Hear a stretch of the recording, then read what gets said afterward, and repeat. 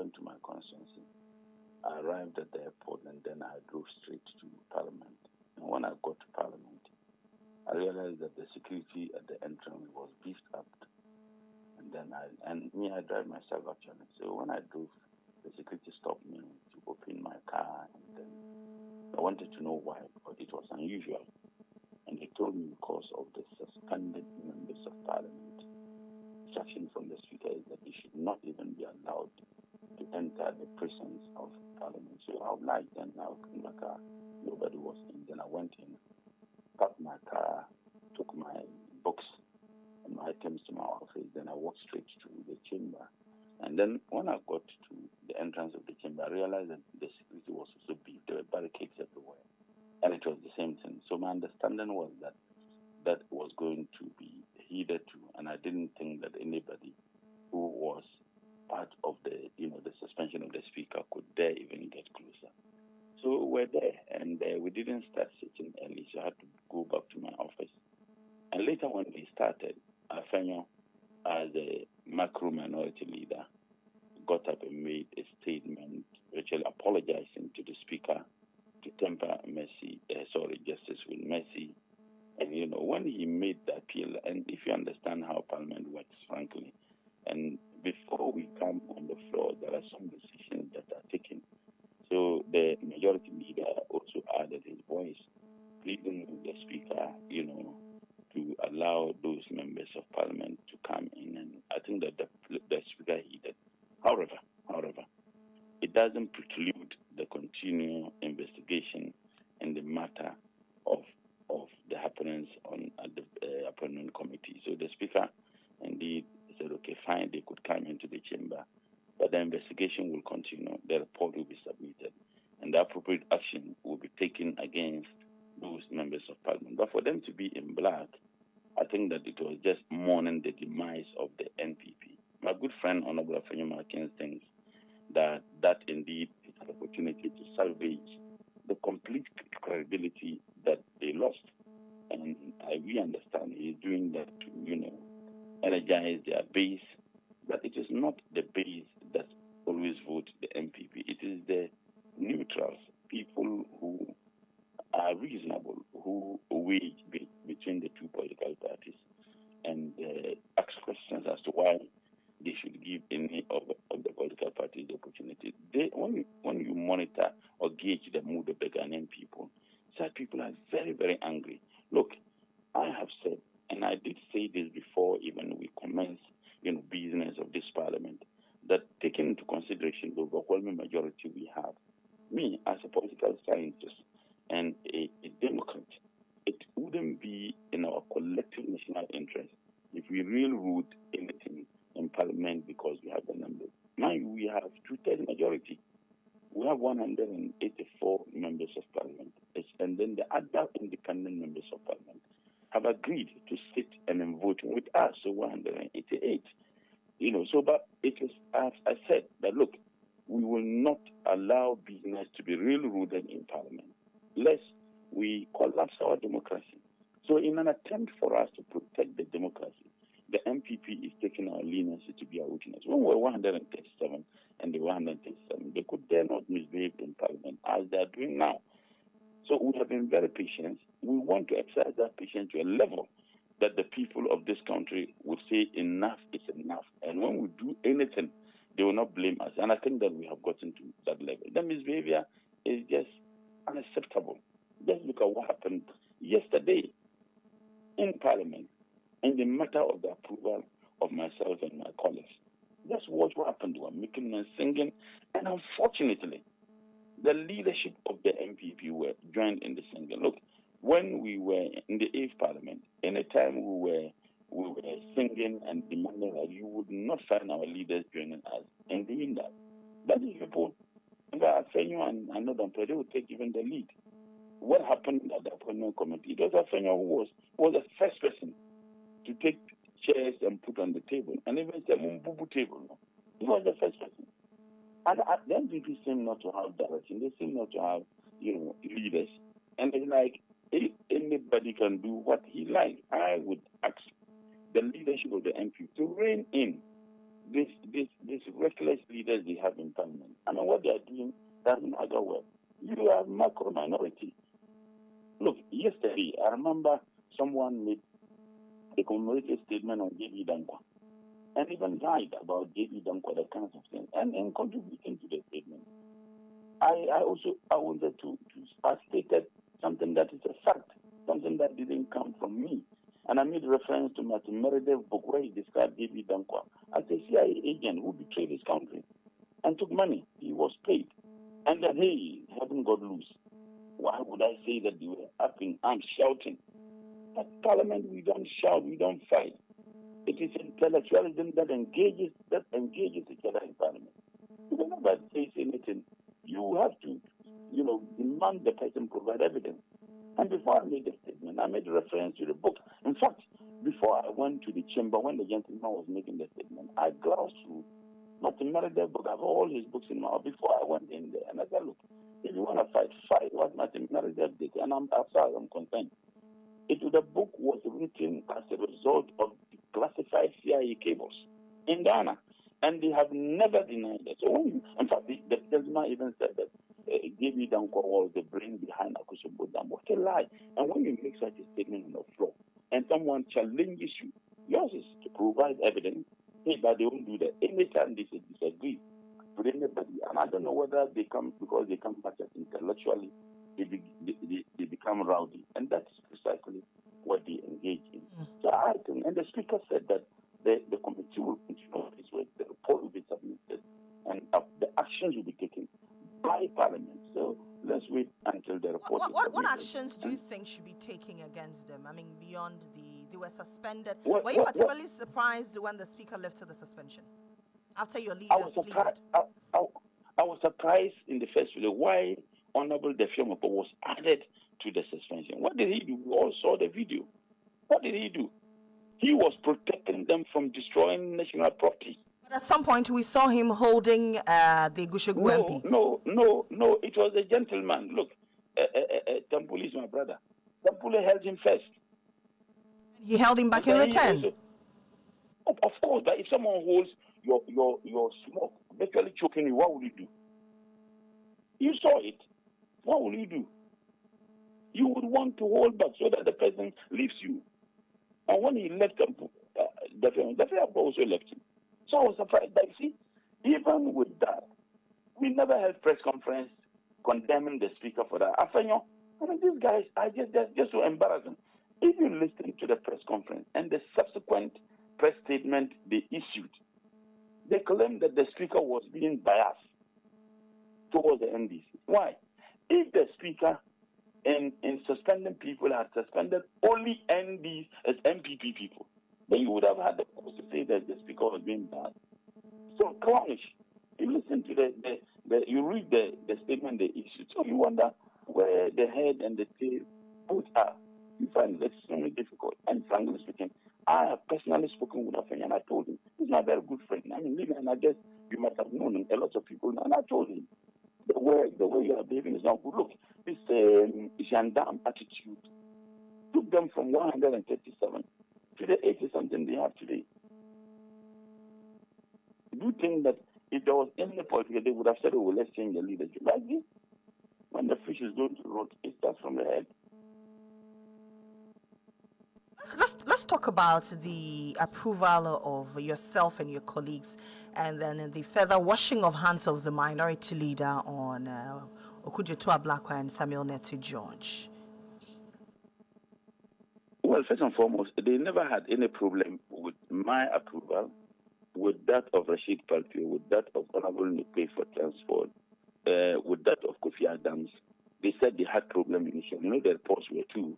They had problem with the approval of Sam George, Honorable Sam George. And what for? Because he stood his grounds, because he refused to budge, because he maintained his principles.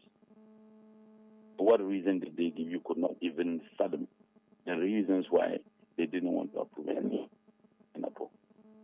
Frankly, yesterday I remember in the approval of myself, he said that he wants to advise me that temperament in opposition is not the same temperament in government. I agree, I take advice.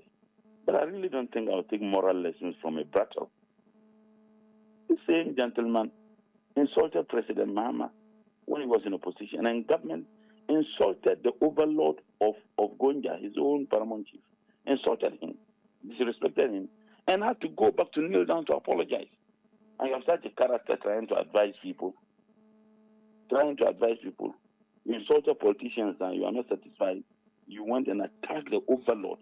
When you yourself, you are royal. The Gunja tradition, the Gungura, publicly. And when pressure mounted, he had to go around begging and apologizing. So, and you take such. So that's why my response is, look, I won't take moral lessons from my brother. To be very honest with you, and look at what they did to Sam George. You know, the lies. Sam George was holding a phone in chamber. I think that he was messaging, if you see the original phone. And a journalist at TV3 stood up there, zoomed that picture, gave the picture to the NPP. They then took it and photoshopped a point photo on his phone, and that becomes the topic of town. And Abu Jinapo made his reckless statement using that as a basis when he knew that was Photoshop. See the original picture, phone that he was, and that is why I told him, demand to know who that journalist at TV3 is, and yet such a character stood on the. You see, these days it is difficult to identify clowns, but there are just too many in the NPP. If you listen to them and the kinds of things they say, so I'm saying that. So after our, I think it sounds that they are not part of it, and therefore we can go ahead and approve. He didn't even have the numbers; they were not up to 16. He doesn't have control of his own people, so he knew that if they were going to vote, they were not up to 16. So he then said they don't want to be part of it. They are washing their hands off. We went ahead and voted, and then when it came to that of Okuje, to the same thing, and they don't want to be part of it, we can go ahead and vote. Because he knew, and your reporters were there. They didn't have the numbers, they were not even up to 16. They were not up to 16 who were seated. So it's a smart way of hiding his shame as a leader who has failed consistently to control his people and to manage his leadership. We also had the blurt out of daughter of a Medra. Do you know the minority MP who blurted that out? Daughter of a Medra? Yes. I didn't hear that. To Zaneto Rollins. I didn't hear that. But you see, they can make such. In fact, okay, there was a time I walked out to pray. In fact, at that time, I didn't pray Maghrib and Isha. I walked out to pray. Maybe it might have happened when I took some few minutes out to pray. We understand that Zaneto wants to take that up with the speaker. Is that something that yes, you, the minority, yes, will support her? Of course, she should. Of course. And I would insist she does that. They wanted to talk about what their parents engage in. Is that what we are supposed to be doing in Parliament? No. So why would you say daughter of a Medra? Attributing that to Zanato? Why? Is it the father who is in? And what evidence do you have? So she should take it up.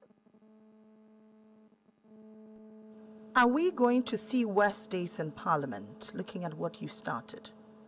No, we cannot. I am saying that they don't have the numbers. We have been very patient, even at the anger of our NDC following. People are angry, and we have been very, very calm. But I think it's getting to a stage where we would have to react. Look, let me tell you one thing, Lily. And these are not my words. I speak not now as an MP and a politician, as a political scientist. There is ample evidence that any time NPP is in power, Parliament is weak. And I will refer your listening public to go and read the books of Professor Nelson, Professor Suman Johnson, Professor Jampo, books written, and in fact the writings of IEA and CDD, their publications. They describe the Parliament between 2000 to 2008 under President Kufuor greatest ever in the history of this country. Those same scholars and new scholars have now also concluded the 7th Parliament has joined the league, and the 7th Parliament is Nanado. In fact, the 8th Parliament has been described as one of the strongest. You know why? Because of the numbers. So there is no denying the fact that any time NPP is in power, Parliament is because the executive will do everything possible to undermine Parliament. One thing I can assure the people of this country, even with our overwhelming numbers, we are mindful of the sanctity and the integrity of Parliament. President Muhammad is mindful and admonish us not to railroad anything in Parliament. Even that, tell me what we can bring to Parliament that will not be able to pass. Tell me. Everything. But see, what they are doing, what the NPP is doing, they know they don't have the numbers. And they know that when it comes to voting, they don't. So what they will do is that they won't work out as is expected by a decent-minded political party. They will remain and disrupt it. That we will not allow them to continue. We're just waiting to finish with the appointment of minister. We will not allow that to happen. If you are not happy with whatever is happening, you walk out. That is what the Constitution and the standing orders permit you to do. The Constitution or the standing orders do not permit you, none of these books permit you to be rowdy, to be disruptive. And because they know they don't have the numbers, if they disagree with anything, they need to walk out. They won't walk out. They want to remain to disrupt Parliament. That thing, we will not allow that to happen. We are just patiently waiting for the government to constitute. We will not allow that to happen. All right. But what's your vision for the environment? You've been approved pending swearing in. Well, there are a lot of things that I intend to do. Maybe perhaps we need to find time to have proper engagement, perhaps in studio. If I'm less busy, why not? I'll come around. But mind you, environmental issues are very important issues, not only for Ghana, but the entire global community. If you monitor my vetting, I made a very strong point. My point is the ministry that should be leading the fight against galamsey should not be Minister of Lands, or it should be Minister of Environment. The reason why galamsey is an issue is because of the dangers galamsey pose to the environment. Under President Nanado, interestingly, do you know the Interministerial Committee, Minister of Environment was not even represented. Honorable Frimpong Boateng, who played the role initially, and because he raised some questions about what the government was doing, they booted him out. And Minister of Environment never had representation on the fight against galamsey. I mean, how ridiculous is this? Because that is the lead ministry. Climate change issues are very important issues. And to the extent that the Ministry of Environment, through its agencies, is clothed with both the intellectual and technical capacity to handle issues of environment, I certainly am going to be working with those aspects. Look, really, I do understand that that ministry is a ministry that is purely based on science and technicalities.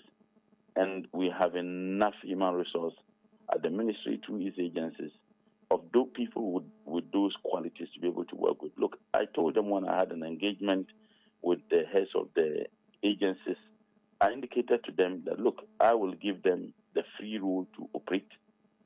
I will not interfere in what they do as long as what they do, is in sync with the policy vision, the vision and the policy position of President Muhammad. We are good to go. And if you read the NDC manifesto, it is very clear what we intend to do. President Muhammad, indeed, in the NDC manifesto, wants to have every man for a tree. I want to take it further. Every child, free for every child, so that every child will be encouraged to plant a tree and nurture the tree. Some would even describe it that a tree pet for a child. But we've been planting trees for years. What has been the impact on the environment? None. And clearly, that is the failure of the Ministry of Lands. I know but should be even interested in that. When we spend millions planting trees, and there isn't much evidence for the trees, I mean, things like that ought to be investigated. what I think we can do is to do that in conjunction with other ministries and agencies. For example, if you want to have every child for tree for every child, you cannot do that without the Ministry of Education and Ghana Education Service. Build the capacity, power the schools to do that. You can have a monitoring team that will be monitoring to find out where indeed those trees are planted. Kids at the lower primary level, they are very competitive. They compete so much. So if we give every child a tree to plant and the responsibility to nurture, no child would want his or a tree to die. And I think that is one surest way we need to. And again, my view is that we need to demonopolize, waste management in this country. That is not to say that, I remember when I said that the NPP went and wrote and said, I'll be targeting Zoomlion. No, but it ought to be demonopolized. Because if you go to the local governance level, we need to empower them. SMEs should get involved to the extent that that work is so huge. You need to get other people at the local level and SMEs to be participating. Once such is done, I think that we have clean the city. If you look at the Ministry of Environment, there is this fundraise program we have where we're building a factory to be able to produce certain basic implements and tools that people use for their vehicles and nuts and other things in this country. It is about 95% complete. We need about 249 million to complete it. We have also a retooling center, which is about 75% complete.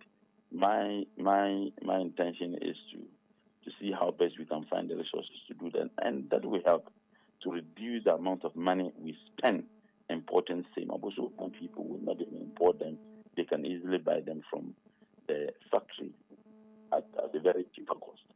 And imagine the foreign exchange who that is spending importing things like that. If you look at the policy of President Mohammed is to encourage, domestic rice production and other poultry products. If you look at the CSIR, that is the Council for Scientific and Industrial Research, which is an agency under the Ministry of Environment, Science and Technology. Under it, they have the crop research, they have the Animal Research Institute. All those institutes are institutes we must empower. They all play a role in ensuring that, one, we attain food security and we eat something very wholesome, and they would support the President Mohammed drive for the increasing in the production of the rice and reducing the importation of rice. We work in a complementary fashion. Those agencies are not going to be working in isolation. I have also realized that some of the agencies are better, empowered financially than others. When I had an engagement, I realized EPA has a lot of funded projects, so they are not that financially distressed as compared to CSIR. So my directive, which I had hinted the chief director, is that when EPA, CSIR, their mandate is one to conduct research. EPA has the capacity to conduct research, but you are looking at comparative cost advantage. So if EPA is going to conduct the research on something and they are going to spend millions in doing that, why not they give it to CSIR to conduct the research for them, so that money goes to CSIR. The research will be conducted. CSIR internally will be empowered financially to be able to execute some of the projects. You look at that, can be commissioned. These are some of the things I intend to do. So in as much as some of the agencies are in the financial distress situation, some have enough resources. So look at that. Now again, if you look at the Ministry of Environment and its allied agencies, there are lots of international funded projects. I have already engaged someone to help me get a paper so that identify international funding sources so that we can access those funding sources. That the state would not have to expand money, GOG money to be doing things. If we engage a consultant, the consultant will be able to look for the funding sources so that we can use those funds to execute the projects we intend to execute as far as waste management, environmental degradation, reclamation of degraded land, the restoration of water bodies as a result of galamsey. We may not have the resources as a state to do that, but if we get someone who will be able to help us access those international funding, sources for such purpose, I think that would be fantastic. You have the global, environmental facility. There's a fund that is available, and some of them, we have the WACA program going to be used around the Kita area, for reclamation of land. We have the adaptation funds, and these are funds that we can look. UNDP has funds that they use to train and build the capacity of technical people who are working in the matters of environment and climate change. So these are some of the things I have started looking around. Fortunately, I served in the Environment Committee before in the Chief Parliament. And when I did my first, second degree in planning, which was on local government, a lot of the work that are done at the Ministry of Environment, Science and Technology border on things I did when I did my first, second degree. So these are some of the things. But I do know that it is one ministry, if not the only ministry, that there is an interface between academia and government as well as industries. When I had the engagement with them and they were doing self-introduction, every head who introduced himself said, "Professor, this professor." So at a point, I said, "Oh, everybody is a professor here." I know it's a ministry that you have intellectuals, scholars, academics, scientists. Majority of them are scientists who are heading various institutions and departments under the ministry. And I respect intellectuals. I value them. And to the extent that you are endowed with such people, I believe that they can help me. And they did help me before my vetting. And that is why many people say that my vetting was purely technical. Some wondered, but the former Minister for Finance asked, "How long did it take to read this?" And I said, when they once asked a great man, "Why are you always seen and engaged by everybody?" And his response is that, "I am seen because I am standing on the wings of giants." I think those intellectuals, those professors are giants on whose wings I think I can stand to flow for the good of the people of this country. And that's precisely what I'll be doing. Once we are sworn in by Alice Will, I will have a Deba, a chief director told me at the ministry, so that I can have some acquaintance with the staff at the ministry. And I will start work. We've already have a program. I'll have a working visit, to some the agencies. And after that, would have detailed engagement at the ministry. Every single agency will come and do detailed presentation to me, department by department. Let's say EPA, CSR, guide. They all come and do presentation so that I can come to speed the workings, projects that are ongoing, funding sources, the challenges, the difficulties, how we can realign some of the things. That will be the second leg. And after that, trust me, we have started work and have started engaging people. Some of them are just friends, they do it free without taking any resources. I've had people in my department who have called and said, "Look, we're willing to assist in any form or shape." And these are the people I'm going to learn. In fact, I've had a lot of interaction with former ministers and former heads of various agencies. The immediate past Minister for Environment, Science and Technology, I engaged him. I also engaged Honorable Kokofu, he was the head of EPA. I have engaged the current, Deputy Minority Leader, and we are going to have further engagement. He had been a Deputy Minister at the Ministry of Environment, Science and Technology before. So that is what I am doing, broader consultation and engagement to see how best we can all find solutions to it. I've had some conversation with my big brother, the Minister for Lands, Honorable Boa, and we are working on something to see how we can work in a collaborative fashion to stem the tide of Galamsey. And I was telling him that if we are serious, we should be able to stop some of these things in 5 months or 6 months. You're saying you should be able to stop Galamsey within 5 or 6 months? I think that if we are able to work comprehensively and effectively, we should be able to do a lot on this matter. And I have no doubt in my mind. What interest do I have in Galamsey? I don't have any interest. And I can tell you, Lily, I cannot be bribed. I can't. And President Mahama is very serious on this matter. So if we work in a collaborative fashion, and I could see the seriousness and the determination from my brother, the Minister for Lands, and I strongly believe that if you're able to work in that fashion, we should be able to stem the tide in months. Are you then going to call out some of your colleagues who are involved? Are you going to prosecute them?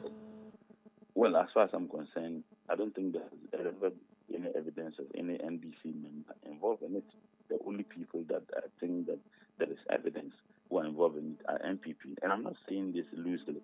You remember Ajia Alima Mahama when she was the Minister for Local Government? You remember when she had an interaction with MMDCs on TV? She said, We know those of you who are engaged in Ghana, saying we'll come after you. So clearly, and those MMDCs were appointed by President Nana. So we will have to demand anybody who is engaged in it will be called out. Anybody who is engaged in it will be called out. All right. Thank you very much for speaking to us. Thanks for having me. You're welcome. That's Murtala Mohammed. He's the Minister Designate for Environment Science, and he's also Member of Parliament for the Tamale Central constituency. Success music. When was I one God?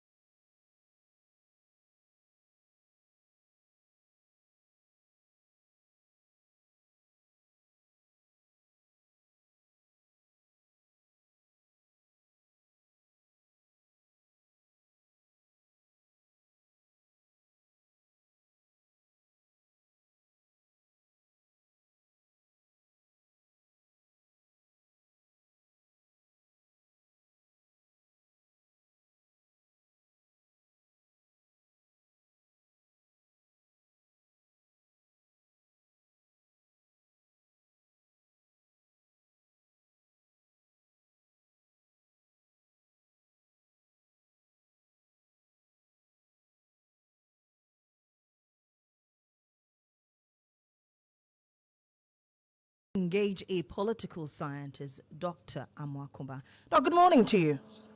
Good morning. Trust you're doing well. Good day, sir. Small. Okay. Parliament again is in the news. Finally, some ministerial approvals have been done, but the minority said we're washing our hands of a few of them, Samuel Neti George and Samuel Okujeto Ablakwa. What are your thoughts? You can't do that. You don't get to choose who you are going to vet and who you are not going to vet. You are not the majority anymore. If you think about it properly, they have the numbers. Whether you challenge them or not, they're going to pass it. So you have to have a strategic move, you see. And through these things, this is how you educate the public that voted against you to come back to you. That you've shown maturity and responsibleness, all of that. But you are washing your hands to go do what? You are going to play umpire or something. What are you going to do now? Wash your hands off. You don't get to choose who you're going to vet and who you're not. That is your job for which you are paid so much money. They don't get to do that. They don't understand. They don't go to Parliament to do what they want. It's what the public needs is what you do. It's not what you want. You see, it's just almost as if you wash your hands off, how do you get a minister? So by your action, you have hijacked the whole country. No, so you can't do that. Now let's talk about the suspension of 4 MPs and the further lifting of that suspension by the Speaker. Both leaders of the majority and the minority side say that, well, Speaker, temper justice with mercy. Should the Speaker have tempered justice with mercy? Should he have continued with the suspension? Well, that is his own discretion. If they have shown remorse, but the restitution, he has to get it. You see, he has to get it. And I haven't heard him say he's dismissed everything. No, he shouldn't. This system we are practicing, it doesn't work like our own. And you are someone coffee, we are mobile. No, it doesn't work like that. If you err, you get punished. That's it. And hopefully from that you will learn from it and not do that again. So, okay, that is his discretion that he has gotten back. But the restitution, they have to pay. When it hits their pocket, they will think twice next time before they do such a thing. So I hope he doesn't give up on that too. I hope he doesn't. But let's touch on the conduct of the current crop of MPs we have in Parliament, the loud shouts, the calling of names, the smear campaigns in Parliament. It's unfortunate. This should not happen. You see, in the U.S., for example, I'm sorry, I'll give you this example because I taught there for 30 years. If you go to the state of Texas, maybe now it's late now, so they will not remember me. There's not one administrator who does not remember me because there were not many black people there at that time who were doing the things I was doing. So everybody knew Dr. Barr from South Texas. The point is, you have to train them. See, you have to train them. People don't grow up and automatically become wise. No, they have to be trained. So they go to symposium all the time. They are going somewhere, come back and do this and do that. This is how it should be.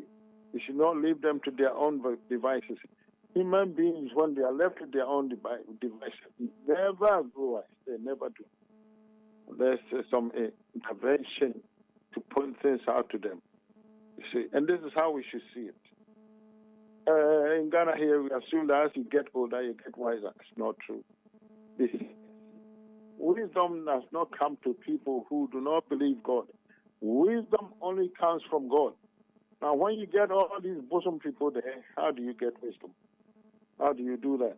And so we have to take that into consideration in our deliberations. If you want wisdom in it and fairness and honesty in it, then you have to get the Spirit of God in it. You have no choice, you see. But we behave as if it has its own domain, religion has its own domain, and God is, they don't even want to talk about God. But if you don't do that, you have failed already. You have to, and this is what the Americans did in the beginning. That made their country go forward for a long time until they abandoned God. And look what has happened to the country now. They have voted for Trump. The man doesn't even know scriptures. He says 2 Corinthians. Whoever says 2 Corinthians, chapter 4. 2 Corinthians. 2 Corinthians says 2 Corinthians. Holding the Bible upside down. And he has fooled a lot of people to believe that he believes God and he will do the right thing. They voted for him as soon as he was elected. They regretted voting for him. This is the problem. So people must be taught to be wiser. That's how it works. It doesn't come on its own. It doesn't.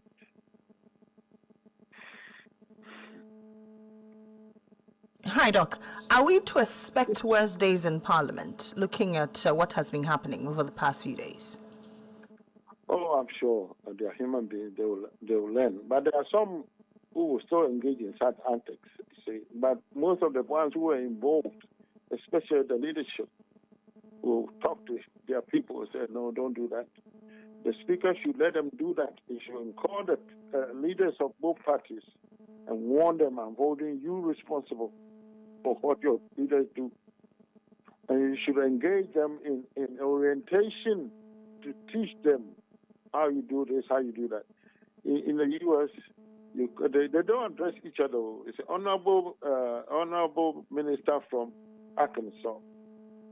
That is the normal way. If you think the minister from Arkansas is an idiot, you call him the very honorable minister. That's how they do it.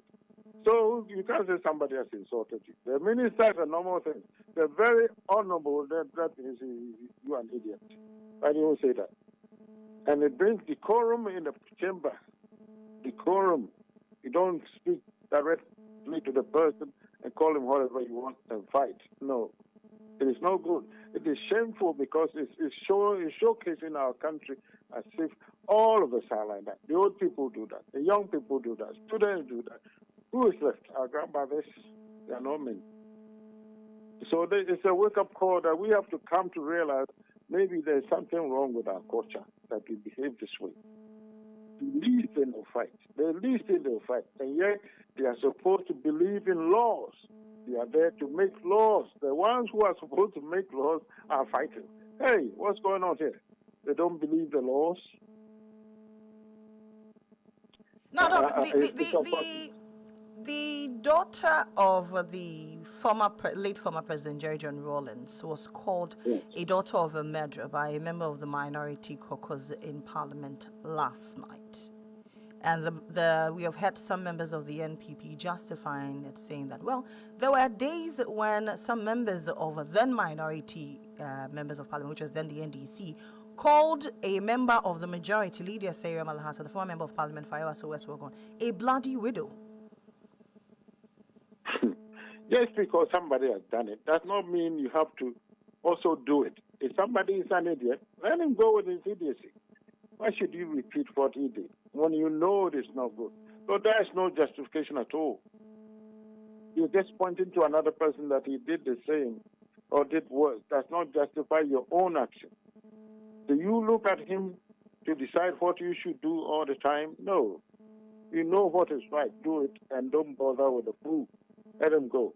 And maybe, just maybe, if you do what is right, he may learn from that and desist from his ill actions. But what is it? We don't orient our parliamentarians to any training. You see, they need to know philosophy. You see, they need to have to hold themselves up. They don't realize they are the leaders, part of the leadership of the country. They don't. But they are. It's unfortunate that many of them can't even speak English, because there's no educational qualification in the Constitution. We should put it in there. If you can't speak English, what can you do in Parliament? What? They say some people have been in Parliament for a long time, never spoken before, because he doesn't want to be ridiculed. Somebody saying school of trees. No. And so we should, it's a continuous training, even overseas. The ones who bought the system, they continuously train and tweak things, change things to work. We don't do anything. We just put them there and expect them to be able to do it. They won't be able to do it like that. No. We have to train them. So the speaker should take up the mantle to find ways of engaging members in training, various training. Depending on your committee assignment, you go to this meeting or go to that meeting for training, this and that. It really helps. But here, they don't do anything like that. All right, Doc, thank you very much for engaging us. That's Dr. Richard Amakuba. He is a political scientist responding to issues regarding fallout from vetting and approval of ministers in Parliament. Doesn't matter how